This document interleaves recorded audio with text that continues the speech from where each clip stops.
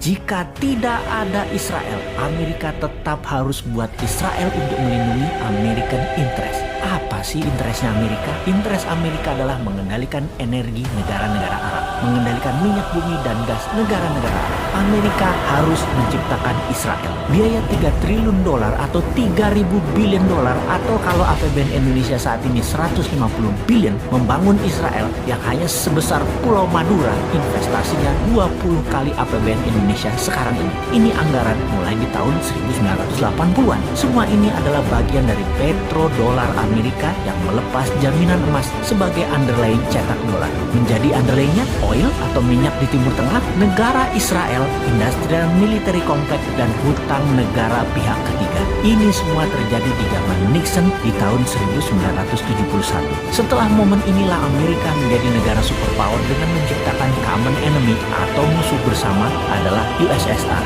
atau Soviet dengan komunisnya yang biasa disebut Blok Timur. Di tahun 1989 diawali dari Afghanistan yang tentara mujahidinnya adalah ciptaan Amerika mengalahkan Soviet keluar dari Afghanistan, menjadikan Amerika berkuasa atas energi di Timur Tengah secara komplit hingga batasan Afghanistan dan Pakistan. Di tahun 1991 rubuhlah Soviet Union dipuncaki dengan rubuhnya tembok Berlin. Gorbachev kala itu, petinggi Soviet, membuat gerakan perestroika dan glasnostnya membuat Soviet pecah dan Rusia menjadi negara bergaya baru. Tidak puas dengan langkah mengalahkan Soviet, Amerika berlanjut membelah 16 negara Balkan seperti Kosovo, Bosnia, dan banyak negara lagi di selatan Rusia yang ujung-ujungnya pakai nama Istan-Istan. Negara Istan-Istan yang kaya akan minyak semua saat ini sudah di tangan Amerika. Amerika secara kendali atas produsen minyak, distribusi minyak, hingga saat ini masih memegang 80% cadangan minyak dunia. Strategi berikutnya adalah membangun market dan membangun kebutuhan atas minyak bumi dengan menciptakan negara produsen untuk produk murah dan retail.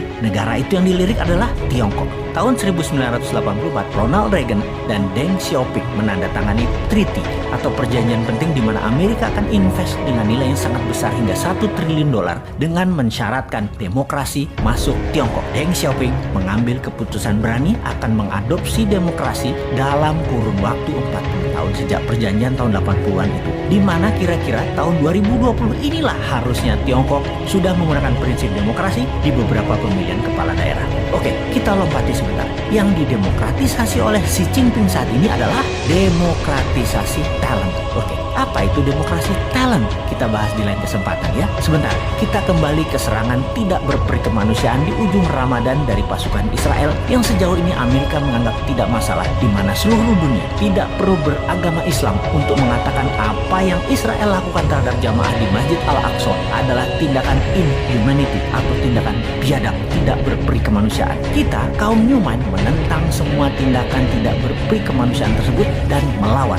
Bagi kaum Newman yang sebel adalah tembakan-tembakan setelah kejadian penyerangan yang terjadi antara pasukan Hamas dan Israel. Ternyata keduanya memakai mesin perang senjata Amerika. Rudalnya, RPG-nya, roketnya, bedilnya, anti rudalnya. Diperkirakan sehari biaya perang Israel-Palestina bedil-bedilan saat ini nilainya sudah mencapai 1 billion atau 1,5 triliun rupiah. Sudah hampir 2 minggu. Amerika, Rusia, Israel, dan Afrika Selatan, 4 negara utama inilah penyuplai perang 2 minggu selama ini yang terjadi di Yerusalem dan di permukiman penduduk sipil Israel Palestina. Bagi globalis, ini business as usual. Membunuh manusia untuk dagang, hal itu biasa bagi globalis. Termasuk serangan COVID babak kedua dimulai dari India. Dan jangan pikir nggak ada COVID babak ketiga ya. Satu sisi ada yang memahami ini adalah perang suci dua agama. Satu sisi melihat ini adalah business as usual. Di sisi lain ini adalah tindakan tidak berperi kemanusiaan anti